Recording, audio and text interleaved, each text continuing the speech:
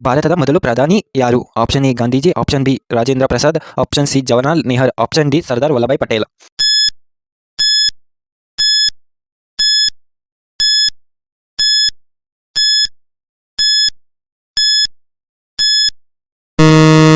Option C Jawaharlal Nehru. ಭಾರತದ ಮೊದಲ ಪ್ರಧಾನಿ ಪಂಡಿತ್ ಜವಾಹರ್ಲಾಲ್ ನೆಹರು ಅವರು 1947 ರಿಂದ 1964 ರವರೆಗೆ ಸುದೀರ್ಘ ಅವಧಿಗೆ ಸೇವೆ ಸಲ್ಲಿಸಿದ ಇವರು ಭಾರತದ ಆಧುನಿಕ ಶಿಕ್ಷಣ, ಕೈಗಾರಿಕೀಕರಣ ಮತ್ತು ಪ್ರಜಾಪ್ರಭುತ್ವದ ಅಡಿಪಾಯವನ್ನು ಹಾಕಿದ ಪ್ರಮುಖ ನಾಯಕರಾಗಿದ್ದರು.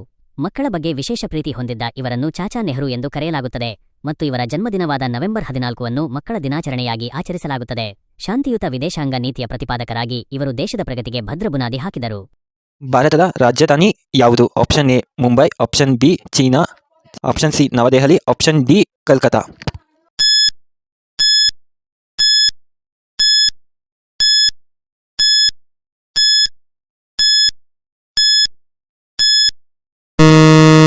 Option C Navadehali. ಭಾರತದ ರಾಜಧಾನಿ ನವದೆಹಲಿ. ಇದು ದೇಶದ ಉತ್ತರ ಭಾಗದಲ್ಲಿರುವ ರಾಷ್ಟ್ರೀಯ ರಾಜಧಾನಿ ಪ್ರದೇಶವಾಗಿದ್ದು ಭಾರತದ ರಾಜಕೀಯ, ಆಡಳಿತಾತ್ಮಕ ಮತ್ತು ಸಾಂಸ್ಕೃತಿಕ ಕೇಂದ್ರಬಿಂದುವಾಗಿದೆ. ರಾಷ್ಟ್ರಪತಿ ಭವನ, ಸಂಸತ್ ಭವನ ಮತ್ತು ಸುಪ್ರೀಂ ಕೋರ್ಟ್ನಂತಹ ಪ್ರಮುಖ ಸರ್ಕಾರಿ ಕಚೇರಿಗಳು ಇಲ್ಲಿರುವುದರಿಂದ ಇದು ದೇಶದ ನಿರ್ಣಾಯಕ ನಿರ್ಧಾರಗಳನ್ನು ತೆಗೆದುಕೊಳ್ಳುವ ಪ್ರಮುಖ ಸ್ಥಳವಾಗಿದೆ. ಐತಿಹಾಸಿಕವಾಗಿ ಮತ್ತು ಭೌಗೋಳಿಕವಾಗಿ ನವದೆಹಲಿ ಮಹತ್ವದ ಪಾತ್ರವನ್ನು ಹೊಂದಿದೆ.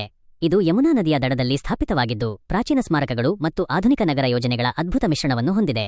ವಿವಿಧ ರಾಜ್ಯಗಳಿಂದ ಬರುವ ಜನರಿಗೆ ಇಲ್ಲಿ ಉದ್ಯೋಗ ಮತ್ತು ಶಿಕ್ಷಣದ ಉತ್ತಮ ಅವಕಾಶಗಳಿದ್ದು ಇದು ಭಾರತದ ವೈವಿಧ್ಯತೆಯನ್ನು ಪ್ರತಿಬಿಂಬಿಸುವ ಒಂದು ಬಹುಸಾಂಸ್ಕೃತಿಕ ಮಹಾನಗರವಾಗಿದೆ.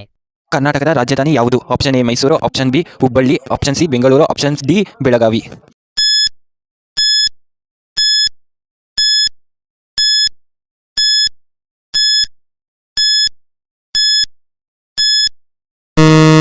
Option C Bengaluru. ಕರ್ನಾಟಕದ ರಾಜಧಾನಿ ಬೆಂಗಳೂರು. ಇದನ್ನು ಭಾರತದ ಸಿಲಿಕಾನ್ ವ್ಯಾಲಿ ಅಥವಾ ಐಟಿ ರಾಜಧಾನಿ ಎಂದು ಕರೆಯಲಾಗುತ್ತದೆ. ದಕ್ಷಿಣ ಭಾರತದ ಪ್ರಮುಖ ನಗರವಾಗಿರುವ ಬೆಂಗಳೂರು ತನ್ನ ಆಹ್ಲಾದಕರ ಹವಾಮಾನ, ವಿಶಾಲವಾದ ಉದ್ಯಾನವನಗಳು ಮತ್ತು ಅಭಿವೃದ್ಧಿ ಹೊಂದುತ್ತಿರುವ ತಂತ್ರಜ್ಞಾನ ವಲಯಕ್ಕೆ ಹೆಸರುವಾಸಿಯಾಗಿದೆ. ಇದು ರಾಜ್ಯದ ಆಡಳಿತಾತ್ಮಕ, ಆರ್ಥಿಕ ಮತ್ತು ಸಾಂಸ್ಕೃತಿಕ ಕೇಂದ್ರಬಿಂದುವಾಗಿದೆ. ಐತಿಹಾಸಿಕವಾಗಿ ಮತ್ತು ಪ್ರಸ್ತುತವಾಗಿ ಬೆಂಗಳೂರು ಹೆಚ್ಚಿನ ಪ್ರಾಮುಖ್ಯತೆಯನ್ನು ಹೊಂದಿದೆ. ಇಲ್ಲಿ ಅನೇಕ ಪ್ರತಿಷ್ಠಿತ ಸಂಶೋಧನಾ ಸಂಸ್ಥೆಗಳು, ವಿಶ್ವವಿದ್ಯಾಲಯಗಳು ಮತ್ತು ಸರ್ಕಾರಿ ಕಚೇರಿಗಳು ನೆಲೆಗೊಂಡಿವೆ. ಅಲ್ಲದೆ ಇದು ಕಲೆ, ಸಾಹಿತ್ಯ ಮತ್ತು ಕ್ರೀಡಾ ಚಟುವಟಿಕೆಗಳ ತಾಣವಾಗಿದ್ದು ವೈವಿಧ್ಯಮಯ ಸಂಸ್ಕೃತಿಯ ಜನರನ್ನು ತನ್ನತ್ತ ಸೆಳೆಯುವ ಮೂಲಕ ರಾಜ್ಯದ ಅಭಿವೃದ್ಧಿಯಲ್ಲಿ ಪ್ರಮುಖ ಪಾತ್ರ ವಹಿಸುತ್ತಿದೆ. ಕರ್ನಾಟಕದ ರಾಷ್ಟ್ರ ಕವಿ ಯಾರು? Option A Bendre, option C Kuvempu, option C Karanath, option D Vasu.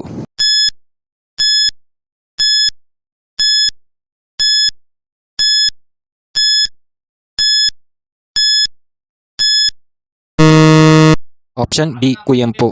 Kannada ಸಾಹಿತ್ಯ ಲೋಕದಲ್ಲಿ ರಾಷ್ಟ್ರಕವಿ ಎಂಬ ಗೌರವಕ್ಕೆ ಇಬ್ಬರು ಮಹಾನ್ ಕವಿಗಳು ಭಾಜನರಾಗಿದ್ದಾರೆ. ಮೊದಲನೆಯದಾಗಿ ಮಂಜೇಶ್ವರ ಗೋವಿಂದ ಪೈ ಅವರನ್ನು ಈ ಸಾಲಿನಲ್ಲಿ ಮೊದಲಿಗರೆಂದು ಪರಿಗಣಿಸಲಾಗುತ್ತದೆ. ಇವರು ಕನ್ನಡ, ತುಳು, ಕೊಂಕಣಿ ಸೇರಿದಂತೆ ಅನೇಕ ಭಾಷೆಗಳಲ್ಲಿ ಪಾಂಡಿತ್ಯ ಹೊಂದಿದ್ದರು. ಮದ್ರಾಸ್ ಸರ್ಕಾರವು ಇವರಿಗೆ 1949ರಲ್ಲಿ ರಾಷ್ಟ್ರಕವಿ ಎಂಬ ಬಿರುದನ್ನು ನೀಡಿ ಗೌರವಿಸಿತು. ಎರಡನೆಯದಾಗಿ ಕುವೆಂಪು, ಕುಪ್ಪಳಿ ವೆಂಕಟಪ್ಪ ಪುಟ್ಟಪ್ಪ ಅವರನ್ನು ಈ ಸಾಲಿನಲ್ಲಿ ಅತ್ಯಂತ ಪ್ರಮುಖರಾಗಿ ಗುರುತಿಸಲಾಗುತ್ತದೆ. ಇವರು ಕನ್ನಡಕ್ಕೆ ಮೊದಲ ಜ್ಞಾನಪೀಠ ಪ್ರಶಸ್ತಿಯನ್ನು ತಂದುಕೊಟ್ಟವರು. ಇವರ ಸಾಹಿತ್ಯದ ಸಾರ್ವತ್ರಿಕತೆ ಮತ್ತು ಕನ್ನಡ ನಾಡುನುಡಿಯ ಬಗ್ಗೆ ಅವರಿಗಿದ್ದ ಅಪಾರ ಪ್ರೀತಿಯನ್ನು ಗುರುತಿಸಿ ಅಂದಿನ ಮೈಸೂರು ಸರ್ಕಾರವು 1964ರಲ್ಲಿ ಅವರನ್ನು ರಾಷ್ಟ್ರಕವಿ ಎಂದು ಘೋಷಿಸಿ ಗೌರವಿಸಿತು.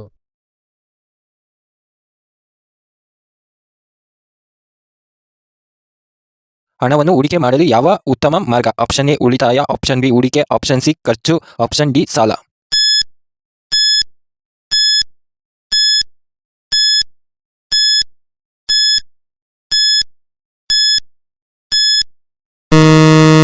ಆಪ್ಷನ್ ಬಿ ಹೂಡಿಕೆ. ಹಣ ಹೂಡಿಕೆಯನ್ನು 2 ಮುಖ್ಯ ವಿಭಾಗಗಳಾಗಿ ವಿಂಗಡಿಸಬಹುದು. ಹೆಚ್ಚಿನ ಲಾಭಕ್ಕೆ ಅಪಾಯಕಾರಿ ಷೇರು ಮಾರುಕಟ್ಟೆ, ಸ್ಟಾಕ್ ಮಾರ್ಕೆಟ್ ಮತ್ತು ಮ್ಯೂಚುವಲ್ ಫಂಡ್ಗಳು ಸಿಪ್. ಇವು ದೀರ್ಘಾವಧಿಯಲ್ಲಿ ಹಣವನ್ನು ಹಲವು ಪಟ್ಟು ಹೆಚ್ಚಿಸಬಲ್ಲವು, ಆದರೆ ಮಾರುಕಟ್ಟೆಯ ಏರಿಳಿತದ ಅಪಾಯವಿರುತ್ತದೆ. ಸುರಕ್ಷಿತ ಹೂಡಿಕೆಗೆ ಸ್ಥಿರ ಲಾಭ, ಬ್ಯಾಂಕ್ ಎಫ್ಡಿ, ಪಿಪಿಎಫ್ ಮತ್ತು ಸರ್ಕಾರಿ ಬಾಂಡ್ಗಳು. ಇವು ಕಡಿಮೆ ಅಪಾಯಕಾರಿಯಾಗಿದ್ದು ಖಚಿತವಾದ ಬಡ್ಡಿ ಆದಾಯವನ್ನು ನೀಡುತ್ತವೆ.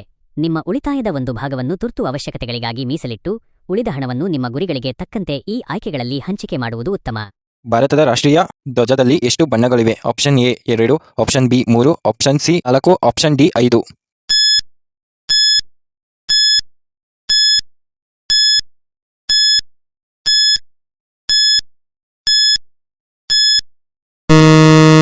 Option B